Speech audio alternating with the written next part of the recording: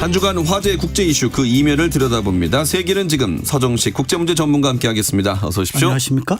미국과 러시아 두 강대국이 전쟁을 벌이고 있는데요. 각각 중국과 러시아가 국방장관 회담을 갖고 군사협력을 강조했습니다. 베이징에서 중러 외무장관 회담도 열렸는데 중국이 분주하게 움직이고 있네요. 그렇습니다. 우리가 지금 흔히 이제 세계 그 구도를 보면 네. 중국, 러시아, 이란, 북한 이렇게 이제 뭐랄까요 그 반미 연대라고 하나 예. 뭐 그런 어떤 게 있죠. 그런데 사실 중국과 러시아가 친한 것 같지만 그 묘한 그 갈등 관계가 있어요. 예. 대표적으로 과거 이 마오 국공 내전 시기에 그때 당시에 소련은 공산당을 지원한 게 아니라 국민당을 지원했습니다. 예. 사실은. 그런 어떤 역사적인 그런 것부터 시작해서 중소 분쟁도 있었죠. 그래서 이 둘이서는 묘하게 이 협력 관계에 있는 듯 하면서도 또 갈등 관계 이게 이중적이에요. 관계가 항상. 예. 자, 그런데 지금 이제 외무장관도 왔다가 베이징에 왔다가 또 중국 국방장관이 모스크바에 가고 이런 지금 짧은 기간 내에 이런 예. 일이 지금 발생을 하고 있습니다. 물론 둥진 중국 국방부장 그리고 벨라우소프 러시아 국방장관 회담 결과를 보면은 그 내용은 원칙적이고 외교적인 수사로 가득 차 있습니다. 전략적이고 소통을 강화하고 무슨 실무 협력을 지속 심화하고 이건 보통 회담하면 맨날 하는 소리죠. 다 나오는 말. 예. 자, 그런데 이런 것들이 지금 예사롭게 보이지 않는 것은 뭔가 이게 대단한 중국 러시아가 아까 말씀드린 것처럼 그런 은근한 갈등 관계를 다 떨어버리고 막 군사 동맹으로 가고 이런 건 아니에요. 예. 그런 건 아니지만 어떤 면에서 보면 뭔가 이렇게 끈을 유지하고 하고 또 그것을 약간 강화하는 이런 모습이거든요. 그런데 예. 이게 이제 그뿐만 아니라 중국 외교 사령탑인 이 왕이 이 외교부장 이 활동을 보면 자 지난 14일 날 러시아 외무장관과 회담했죠. 그리고 또 9일 10일에는 북한을 방문했어요. 예. 그리고 또 22일부터 26일까지는 캄보디아, 태국, 미얀마 3국 순방을 지금 하고 있습니다. 그리고 캄보디아에서는 2+2 그러니까 외교, 국방 이 전략 대화도 했거든요.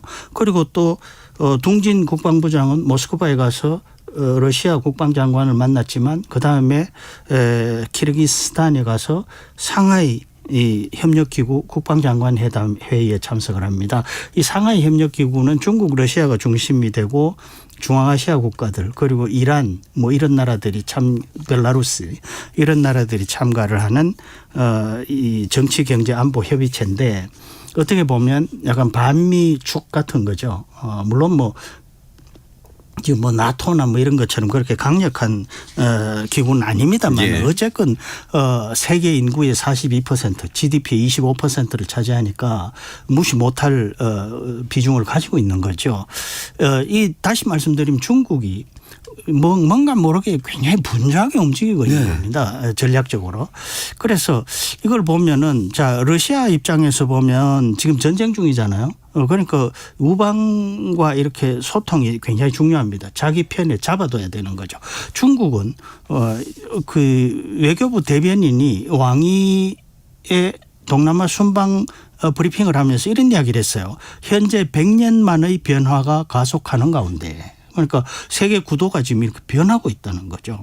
자, 이런 가운데 중국이 지금 트럼프 시진핑 회담을 앞두고 있지 않습니까? 예. 자, 이런 것을 보면 딱 극명하게 대비가 되는 거죠. 트럼프 대통령은 동맹을 무시하고 핍박을 하고 이런데 중국은 우방과의 결속을 다지고 은근히 이런 모습을 보인단 말이에요. 이게 제가 보기에는 그렇게 간단한 문제는 아니다라는 것이죠.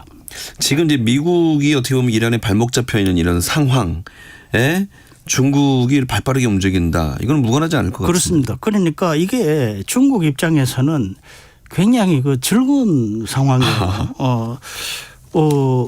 뭐 이란이 중국하고 밀착하다가 미국한테 두들겨 맞고 지금 뭐 봉쇄도 나오고 막 이런 상황이니까 예. 중국에게 어떤 타격이 있겠죠 분명히. 그런데 사실은 그런 실보다는 득이 훨씬 많다는 거죠. 자, 미국은 지금 동맹 균열되고 있죠. 그다음에 이 전쟁하는 가운데 중국 같은 경우는 뭐 위성 촬영도 많이 했다고 하지 않습니까? 그리고 그러니까 그 미국의 어떤 군사력의 뭐 아킬레스건이라고 할까요? 이런 것들을 지금 세밀히 파악을 하고 있는 겁니다. 자, 그런 가운데 중국 뭐 장비들이 이란도 이제 쓰고 있는데 네. 이게 뭐 형편없더라, 뭐 성능이 별로다, 뭐 이런 이야기 많이 나왔지만 그러나 그것과는 별개로 군사의 장비, 무기에서 가장 중요한 것은 실전 데이터입니다.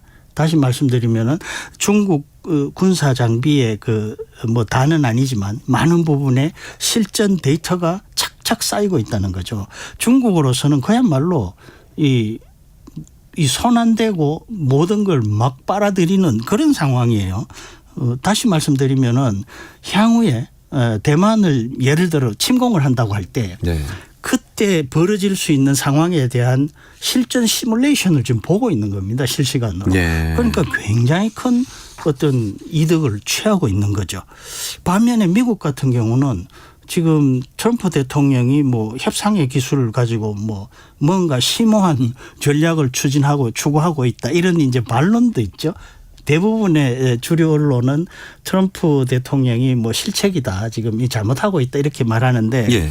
반대로 이제 옹호하는 측에서는 무슨 소리냐. 지금 뭐 달러 패권, 중국 견제, 중동 질서 장악, 에너지 안보, 해상교 통로, 뭐 공급망 등등에서 트럼프 대통령이 그야말로 심오한 어떤 그 깊은 전략적인 목표를 가지고 이렇게 움직이고 있다. 이렇게 지금 주장을 하고 있지 않습니까? 예. 그런데 그 말 맞아요. 그 말이 맞는데 따지고 보면 그 모든 것은 트럼프 머리에서 나온 게 아니라 미국의 기본 국가 전략입니다. 예. 그러니까 뭐 민주당 공화당 할 것 없이 바이든 트럼프 할 것 없이 그 전략이에요.